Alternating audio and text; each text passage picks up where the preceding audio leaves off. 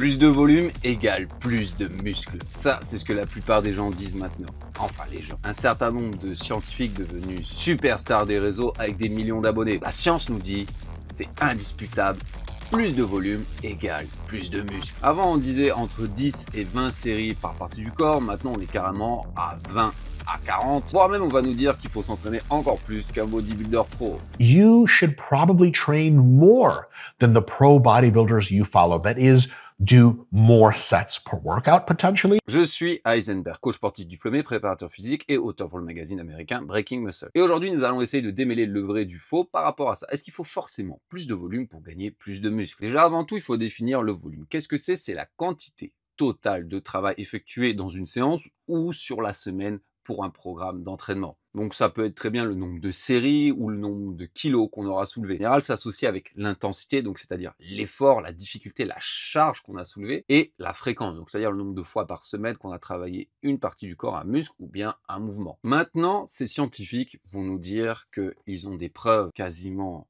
insurmontables pour affirmer que plus de volume égale plus de muscles. Et on ne sait même pas où est la limite du nombre de séries qui nous empêcherait d'avoir des résultats. On en a même idée avec 52 séries par groupe musculaire par semaine. Je suis sûr qu'il y en a certains d'entre vous qui ont déjà essayé de faire une tonne de volume sans résultat. Malheureusement, c'est pas forcément vrai et c'est certainement pas si simple que ça. Premier problème, qu'est-ce qu'une série? Est-ce que vous pensez sincèrement qu'une série avec 3 répétitions en réserve, une série avec 1 répétition en réserve, une série avec 0 répétition en réserve, ou une série où on va même au-delà de l'échec, par exemple, en rajoutant un drop set ou un cluster, est-ce que c'est la même chose? Selon la science, on peut déjà détecter des gains d'hypertrophie avec 4 séries de 8 par semaine. C'est vraiment très bas comme volume. Si on est débutant et qu'on va faire 4 séries de 8 avec 3 répétitions en réserve au squat, est-ce qu'on va prendre du muscle et de la force? Oui, bien sûr, carrément. Mais est-ce que si ça fait 10 ans qu'on s'entraîne, ça sera le cas?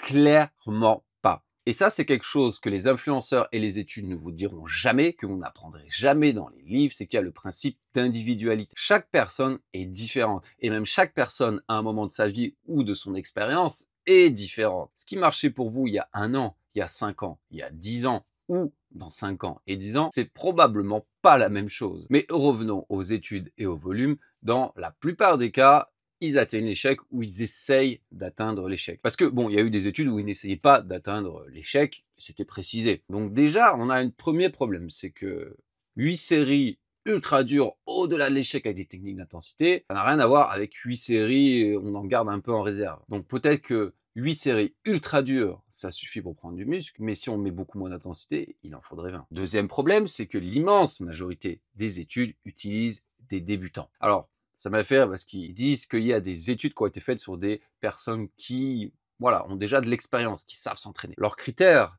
pour avoir l'expérience et savoir s'entraîner, c'est 6 mois de musculation. Voilà.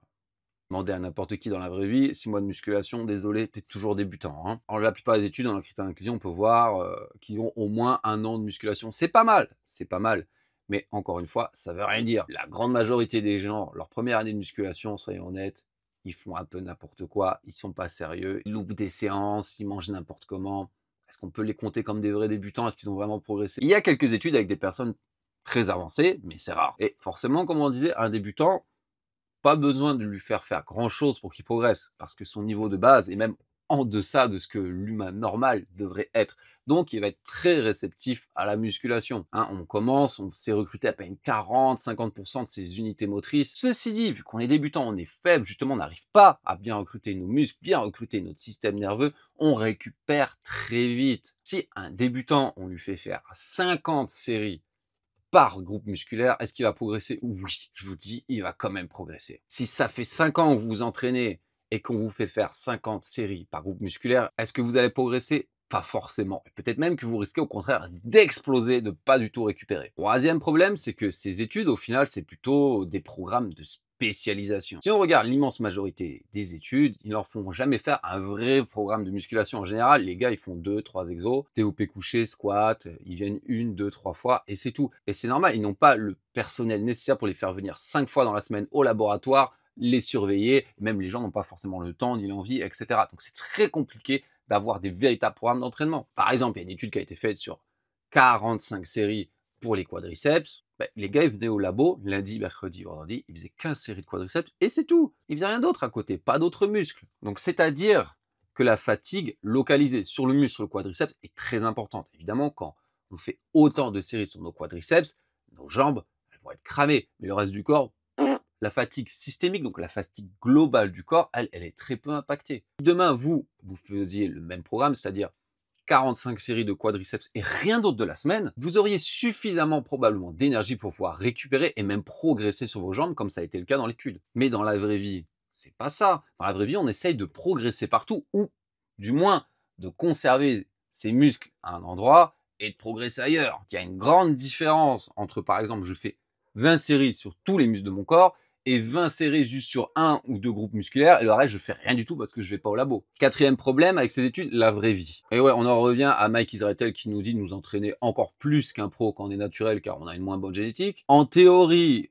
peut-être. En pratique, c'est compliqué. Parce que l'immense majorité des gens ont une vie à côté de la salle. Un travail qui parfois peut être très stressant, très prenant. On peut travailler énormément d'heures, même le week-end. Famille, des femmes, peut-être même des enfants qui nous rajoutent énormément de stress, qui nous prennent du temps et qui nous empêchent de dormir. On va essayer de conserver une vie sociale, faire attention à ce qu'on mange, mais pas trop. Les transports en commun, tellement de variables qui nuisent à la récupération, qui ajoutent du stress, que ce soit physiologique ou psychologique. Donc vous ne pouvez pas en faire autant qu'un pro. Et la plupart des gens qui sont comme ça, par exemple, vous prenez des chefs d'entreprise, des hommes qui sont occupés, qui ont une famille, etc. Au contraire, ils vont progresser quand vous leur en faites moins, vous leur faites faire parce que tout simplement, c'est trop pour leur corps de manière globale. On a une capacité limitée pour récupérer sur la vie de manière générale. Oui, si on vivait dans un manoir et tout ce qu'on faisait de nos journées, c'était manger, dormir, s'entraîner, il n'y a pas de souci. Il n'y a pas de souci, vous allez probablement récupérer. Et moi-même, je l'ai vécu, ça. Quand il y a quelques années, j'avais une vie beaucoup moins stressante, je travaillais peu ou pas, peut-être même par exemple pendant le confinement où on a eu 3 mois où je ne pouvais rien faire, ouais, là j'ai pu me détruire la tête. Maintenant, quand je travaille tous les jours, il y a du stress, etc. C'est pas la même chose. Il faut savoir adapter. Donc, est-ce que plus de volume égale forcément plus de muscles, comme ils le disent? Non, pas forcément. Dernier problème, donc, on en revient au principe d'individualité. Vous prenez une personne qui a une majorité de fibres de type 1 et une personne qui a une majorité de fibres de type 2, ça va pas être du tout la même chose. Celle qui a une majorité de fibres de type 1, elle aura pas trop de soucis à devenir forte. Elle sera plutôt explosive. Elle va pouvoir soulever lourd. C'est le genre de personne, vous savez, elle va faire 4 reps, ça vole, ça décolle tellement vite, mais à la cinquième, il n'y a rien. Il n'y a plus d'endurance. C'est les personnes qui s'épuisent très vite, très fortes, très rapides, mais endurance zéro. Ceux qui, comme moi, ont plutôt une forte proportion de fibres de type 1, c'est l'inverse. J'ai un de mes collègues, il va faire une série au développé couché, à la 8e, il commence à grind, ça met 3 secondes à monter, je me dis, ça y est, la série, elle est finie. Mais non, il en fait 8 de plus. C'est des personnes qui sont très endurantes, qui sont plutôt douées pour l'endurance, le cardio, ils ont besoin de moins de temps pour récupérer, etc. Alors évidemment, avec l'entraînement, tout le monde peut devenir plus explosif ou plus endurant, mais juste à une certaine limite. Et pas besoin d'avoir fait Harvard pour comprendre que le mec plus explosif, moins endurant, aura des meilleurs résultats avec un peu moins de volume, et qu'au contraire, des fois, dans le cas des personnes avec des fibres de type 2, les hard gainers par exemple, il faut pousser le volume pour commencer à avoir des résultats. Bon, maintenant qu'on sait que tout ça, c'est pas forcément vrai, comment déterminer son volume idéal? Déjà, qu'est-ce que le volume? C'est-à-dire, qu'est-ce que le volume par groupe musculaire? Par exemple, si je vais faire du développé couché, est-ce que ça compte que pour les pecs ou également pour les épaules, pour les triceps? Des scientifiques se sont posés sur cette question. Il y a eu des méta-analyses pour essayer de déterminer comment calculer le volume de manière optimale. Quelle manière de compter allait prédire le mieux l'hypertrophie? Alors, il y a 3 manières de compter. Soit la manière directe. C'est-à-dire que si on prend le cas du triceps, le développé couché ne travaille pas les triceps. Voilà, donc les scientifiques disent développé couché, c'est pour les pecs. Ça fait une série pour les pecs. C'est tout. Ensuite, deuxième manière de compter, on compte tout. Donc, c'est-à-dire que le développé couché va compter une série pour les pecs, une série pour les épaules et également une série pour les triceps. Dans ce cas, si on fait nos push-down à la corde, ça comptera également une série pour les triceps. Et enfin, troisième manière de compter, la manière fractionnée. Donc, c'est-à-dire que dans ce cas-là, le développé couché va compter pour une série pour les pectoraux, mais une demi-série pour les triceps, une demi-série pour les épaules, car c'est du travail indirect. Mais évidemment, le push-down corde va compter pour une série entière pour les triceps. Devinez laquelle était la plus efficace pour prédire l'hypertrophie? Eh oui, c'était la méthode fractionnée. Donc, on peut par exemple, imaginons, partir sur 30 séries par semaine, dans ce cas-là en fractionné, sur les biceps. Eh bien, peut-être qu'il y en a 10 qui viennent du dos, car on a fait 20 séries de dos qui comptent pour 20 demi-séries de biceps, du coup 10, hein, 20 divisé par 2, ça nous fait 10 séries de biceps, et les 20 autres qui viennent du travail de biceps direct lors de notre séance bras. C'est une bonne manière de compter et de quantifier son volume. Ok, cool, on sait comment compter. Alors maintenant, quoi faire? Déjà, première chose, je vais vous dire, j'adore ce dicton de Dave Tate, c'est que on ne sait jamais vraiment où est la limite tant qu'on ne l'a pas franchie. Et le problème, ce qu'il y a de nos jours, c'est qu'avec toutes ces informations qu'on entend à droite, à gauche, faut faire ci, faut faire ça, on est matrixé, on est paralysé un peu par le doute. J'ai un gars encore il y a 2 jours qui m'a dit, j'ai jamais essayé de faire une partie du corps 2 fois par semaine, en 4 ans de muscu, 2 fois, parce que j'avais peur du surentraînement, parce que je dormais un peu mal, j'avais peur du surentraînement, etc. Mais comment vous pouvez savoir si ça va marcher pour vous ou pas? Comment vous pouvez savoir si ça va être trop, si vous ne l'avez jamais essayé? Croyez-moi, j'ai déjà fait des dingueries pour voir si ça allait réussir ou pas. Maintenant, je sais à peu près c'est quoi ma limite sur la semaine. Donc, c'est très simple. Vous allez choisir un volume, par exemple entre 10 et 20 par partie du corps par semaine. Évidemment, certaines parties du corps, vous risquez d'utiliser plus de volume que pour d'autres. Le dos, de manière générale, vu que c'est un ensemble complexe de plein de muscles, ça récupère assez bien, ça récupère assez vite. Vous pouvez probablement en mettre plus que par exemple pour les pectoraux directement. Bref, choisissez un nombre en fonction de vos points forts, de vos points faibles, de ce que vous pensez être pas mal. Partez plutôt bas. Chaque semaine, vous allez augmenter ce nombre de 2 séries, tout simplement, en gardant toujours les mêmes paramètres. C'est-à-dire que si la première semaine, vous faisiez 10 répétitions à l'échec, les 2 que vous rajoutez, c'est également à l'échec. Vous n'allez pas rajouter 2 séries en gardant 3 reps en réserve, ou au contraire en vous explosant la tête, sinon ça n'a aucun rapport. Et vous cyclez, plus 2, plus 2. Quand vous sentez que vous commencez à ne plus récupérer, vous avez des courbatures horribles qui durent des jours, vous arrivez avec votre deuxième séance pec, vous êtes mort,